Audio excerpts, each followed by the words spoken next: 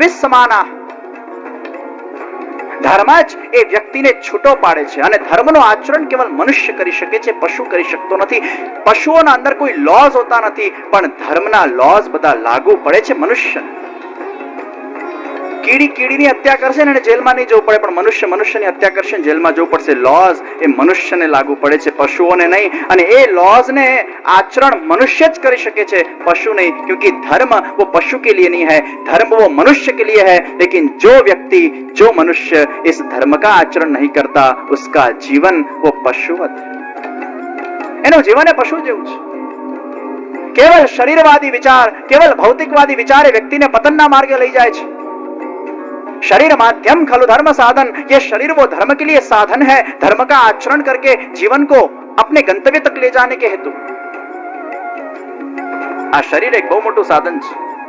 ગીતામાં કૃષ્ણ ભગવાન અર્જુનને કીધું, હે અર્જુન, તું જ તારો મિત્ર છે ને તું જ તારો શત્રુ છે. જો તારા જીવનને તું સારા માર્ગે વાળે, તું તારો મિત્ર છે ને તારા જીવનને ખરાબ માર્ગે વાળશે, તું તારો શત્રુ છે. हम हमारे शत्रु बन के बैठे. તમને ખબર છે જ્યારે માણસ જન્મ લે છે ત્યારે કેટલી બધી કષ્ટને સહન કરીને એ આ જીવનને મેળવે છે, પણ આપણે ભૂલી ગયા છે ને. માતાના ગર્ભના અંદર જ્યારે બાળક હોય છે ત્યારે કેટલી વેદનાઓને સહન કરે છે, કેટલા કષ્ટોને સહન કરે છે. એવું કહેવાય છે કે એ બાળકનું જે સબકોન્શિયસ માઇન્ડ છે ને એ અત્યારના મનુષ્ય કરતા પણ પાવરફુલ હોય છે. એના અંદર ગ્રહણ શક્તિ બહુ સારી હોય છે. અને કોઈ પણ બાળકને તમે જુઓ જન્મ્યા પછી પણ એની ગ્રહણ શક્તિ લિપ્સિનના આધાર ઉપર સાંભળીને એ આખી લેંગ્વેજ શીખી શકતો હોય છે. એની ગ્રાસ્પિંગ પાવર જુઓ. તમે ખાલી લિપ્સિંગના આધાર ઉપર શું તમિલ શીખી શકો? લિપ્સિંગના આધાર ઉપર આપણે મચ્યોર મનુષ્ય પણ તમિલને શીખી શકતા નથી કે કોઈ પણ લેંગ્વેજને શીખી શકતા નથી જે અઘરી અઘરી છે. પણ બાળક એનું ગ્રાસ્પિંગ પાવર એટલું સ્ટ્રોંગ હોય છે, શીખી જાય છે. બાળક પ્રાર્થના કરે છે ભગવાનને, જલ્દી મને આ ગર્ભમાંથી બહાર કાઢ. અથા નવમે માસી સજીવઃ સર્વલક્ષણ સંપન્નો ભવતિ. એ બાળક સર્વલક્ષણથી સંપન્ન બને છે 9મા માસના અંદર. અને એનું ગ્રાસ્પિંગ પાવર એટલું સ્ટ્રોંગ હોય છે. એને ભગવાન જ્ઞાન કરાવે છે, તું મારો અંશ છે, તું મારો છે. એ ગર્ભના અંદર એ બાળકને બધું યાદ આવે છે. મેં કેટલા જન્મો લીધા છે, હું ક્યાં ગયો તો, સ્વર્ગમાં ગયો, નર્કમાં ગયો, ક્યાં કેટલી યોનિઓમાં ગયો, બધું એને યાદ આવે છે. પણ ભગવાન જન્મતાના સાથે બાળકને ભૂલાવી દે છે. અને ભૂલી ગયા ને સારું છે ભાઈ.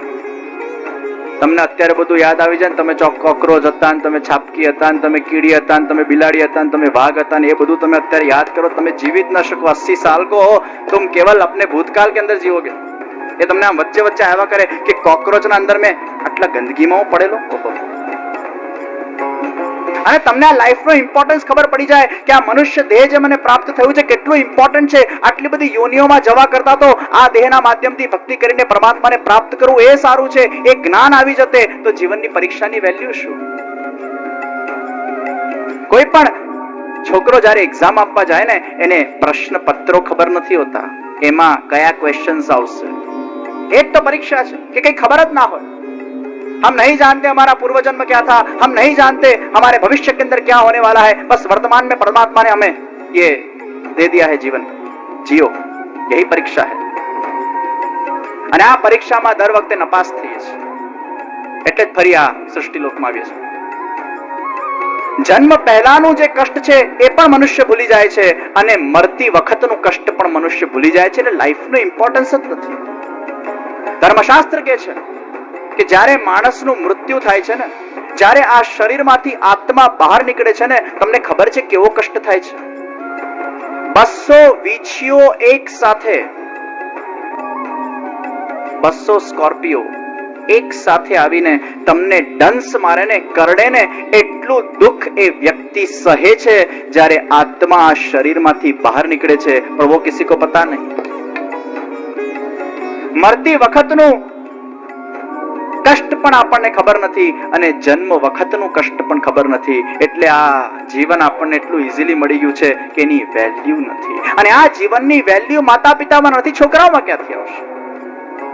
માતા પિતા પોતાના છોકરાઓને ચોક્કસ આવા સંસ્કાર આપશે, હે છોકરા તું ડોક્ટર બનજે, તું એન્જિનિયર બનજે, તું બહુ મોટો ધનવાન બનજે, આ બનજે, તે બનજે, પણ હે દીકરા આના સાથે સાથે તું ભગવાનનો ભક્ત પણ બનજે. આ સંસ્કાર ક્યારે પણ માતા પિતા છોકરાઓને આપે છે ખરા?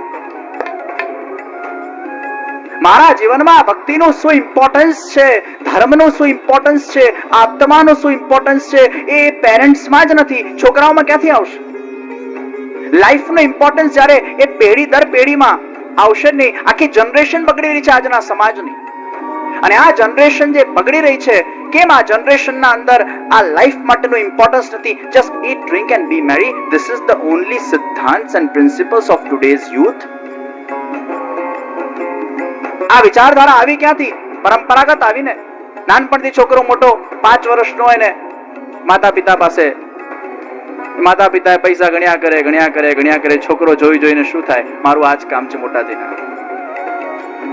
पैसा वो जीवन जीने का साधन है, परंतु साध्य नहीं. साध्य तो केवल परमेश्वर है.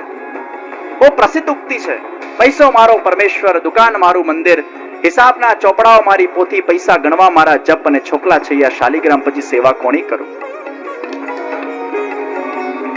જેને ભગવાનમાં ઇન્ટરેસ્ટ નથી પણ પૈસો એનો પરમેશ્વર બની જાય છે, જેને ધર્મ ગ્રંથોમાં ઇન્ટરેસ્ટ નથી એની હિસાબની ચોપડીઓ એની પોથી બની જાય છે, જેને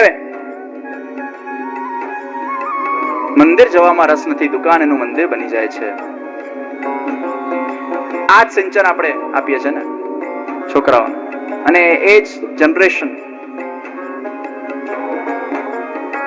આપણા સ્વભાવના અંદર જ એ રસ નથી ધર્મમાં, ભક્તિમાં. प्रश्न था ये स्वभाव कहां से बना?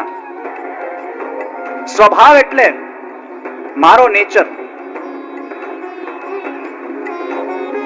Naturally which habit has created inside your conscious mind, that is your nature.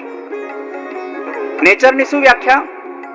Naturally which habit has created inside your conscious mind, that is your nature, and we all are going ahead according to our nature, not according to our own self.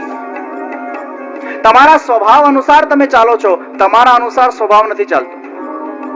તમારા માઇન્ડમાં જે રીતે store કર્યું હશે ને એ રીતે જ તમે ચાલશો, કેમ કે આ પ્રોગ્રામિંગ છે આખા માઇન્ડનું. એ તો સ્વભાવ છે. અને આ સ્વભાવ એટલે શું? 3 પ્રકૃતિથી જે બનેલો છે એ સ્વભાવ છે. સાત્વિક, રાજસ અને તામસ. જેની સાત્વિક પ્રકૃતિ હશે ને એના મનમાં સાત્વિક વિચારો આવશે જ. વિચારો એ આપણે વિચારીને લાવતા નથી, વિચારો જે સહજ પ્રગટ થાય છે એ વિચાર છે. તમે બહુ પ્રયત્ન કરીને એમ વિચાર કરો કે મને આ વિચાર આવે, ના, વિચાર એ વિચારીને આવતા નથી, વિચારો તો સ્ફુરે છે. અને એ કેવી રીતે સ્ફુરે છે? તમારી પ્રકૃતિના આધાર પર. સાત્વિક વ્યક્તિના વિચારો સાત્વિક જ આવશે, એને તામસી વિચાર આવશે જ નહીં. તામસી વ્યક્તિને તામસી જ વિચાર આવશે. આ પ્રકૃતિ ક્યાં બની? આ પ્રકૃતિ બની માતાના ગર્ભના અંદર. તમને ખબર છે આપણો સ્વભાવ કેવી રીતે બને છે? જેના આધાર પર આપણે ચાલીએ છીએ. જ્યારે આપણે ગર્ભમાં હોઈએ છીએ ને, ધર્મશાસ્ત્ર અને સાયકોલોજીને ભેગા કરીને જો એક થિયરી કાઢીએ તો એક થિયરી એવી નીકળશે કે મનુષ્યના અંદર 15% સ્વભાવ એના પિતાનો આવે છે. સમજો, પ્રત્યેક મનુષ્યના અંદર 15% સ્વભાવ એના પિતાનો આવે છે. બીજા 15% સ્વભાવ એની માતાનો આવે છે, 30%. બીજા 30% સ્વભાવ એના અંદર એ માતાનું એ વખતનું મેન્ટલ સ્ટેટસ કયું છે એના આધાર ઉપર એ વ્યક્તિના અંદર આવે છે ગર્ભ સંસ્કાર દ્વારા. 30%, 60. તમને ખબર છે હિરણ્યકશિપુની પત્ની કયાધુ, એ કયાધુને થયું કે મારા પેટના અંદર જે છોકરો પલી રહ્યો છે એ તો એક રાક્ષસનો છોકરો છે, અને આ જન્મ્યા પછી પણ રાક્ષસ જ થશે. એને નારદજીનો સત્સંગ કર્યો, અને નારદજી એને ઓમ નમો ભગવતે વાસુદેવાયનું મંત્ર આપ્યું, એનું જપ કર્યું, અને એના પરિણામે એ રાક્ષસના ત્યાં પણ ભક્ત પ્રહલાદનો જન્મ થયો. ગર્ભ સંસ્કારના અંદર એ તાકાત છે કે વ્યક્તિના આખી પ્રકૃતિને ચેન્જ કરી શકે છે, સ્વભાવને બદલી શકે છે. પહેલા 30%, 15% માતા પિતામાંથી તમારા અંદર આવે છે. બીજો 30% એ માતાના ગર્ભ સંસ્કારથી આવે છે. 60%. બીજો 20% નેચર એ તમે કયા જગ્યાએ કયા કુળમાં તમારું જન્મ થયું છે, તમારા એન્સેસ્ટર્સ કોણ છે, 15, 20, 25, 30 પેઢીના સંસ્કારો તમારા અંદર આવે છે, તમારા અંદર કયો જીવ છે, આસુરી છે, દૈવી છે, એ જીવના સંસ્કાર તમારા અંદર આવે છે. બીજા 20% નેચર એમાંથી બને છે તમારી પરવરિશ પરથી, 80%. અને બીજા 20% વ્યક્તિ પોતાના સ્વભાવને એ કઈ પરિસ્થિતિમાં જન્મ લીધું છે, એનું બાળપણ કેવું ગયું છે, એના જીવનમાં કેવા કેવા સંઘર્ષ અને ચેલેન્જીસ આવે છે, એના આધાર ઉપર એ બીજા 20% એમ 100% વ્યક્તિનો સ્વભાવ એ બને છે. એમાં 80% એ ગર્ભના અંદર એની પ્રકૃતિ બની જતી હોય છે. તમને ખબર છે આ દુનિયાના અંદર કોઈ પણ સજ્જન વ્યક્તિની ફેક્ટરી હોય ને, એ ફેક્ટરીના અંદર એ પ્રોડક્શનનું બહુ ધ્યાન રાખે કે આના અંદર પ્રોડક્શનના અંદર ક્વોલિટી મેન્ટેન થવી જોઈએ. કોઈ પણ સજ્જન વ્યક્તિની ફેક્ટરીના અંદર પ્રોડક્શન સારી રીતે ચાલે થાય અને પ્રોડક્શનમાં ક્વોલિટી હશે તો કન્ઝ્યુમર સુધી ક્વોલિટી પહોંચશે ને. પ્રોડક્શનમાં જ ક્વોલિટી નહીં હોય તો કન્ઝ્યુમરમાં ક્યાંથી પહોંચવાની? આ વિશ્વના અંદર જીવતી જાગતી મનુષ્યને ઉત્પન્ન કરવાની ફેક્ટરી, એનું નામ છે સ્ત્રી.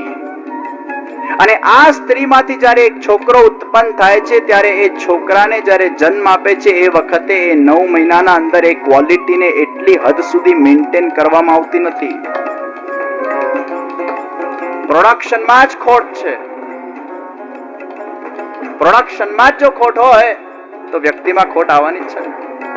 આ દુનિયાના અંદર તમે સાંભળ્યું હશે વાસ્તુ દોષ, ગ્રહ દોષ, રાહુ દોષ, શનિ દોષ, આ દોષ તે દોષ. પણ મને લાગે છે આજના છોકરાઓમાં સૌથી મોટો દોષ એ કદાચ ગર્ભદોષનો છે. ગર્ભદોષ માતા પિતામાં જ હોતું નથી. એ સંસ્કાર ક્યાંથી આવે? મેં પૂજ્ય જીજી અને પિતૃચરણને એકવાર વાત કરેલી કે આજે નવી જનરેશનને સુધારવા માટે આ ગર્ભ સંસ્કારના વિષયને આજના યુવાનો સુધી પહોંચાડવો જોઈએ. એમાં અમે એક કોર્સ તૈયાર કરવાના છે. આખી એક એવી સીડી બનાવવામાં આવશે કે એક એક શ્વાસ સાથે રાધે બોલાય અને એક એક શ્વાસને છોડતા કૃષ્ણ બોલાય.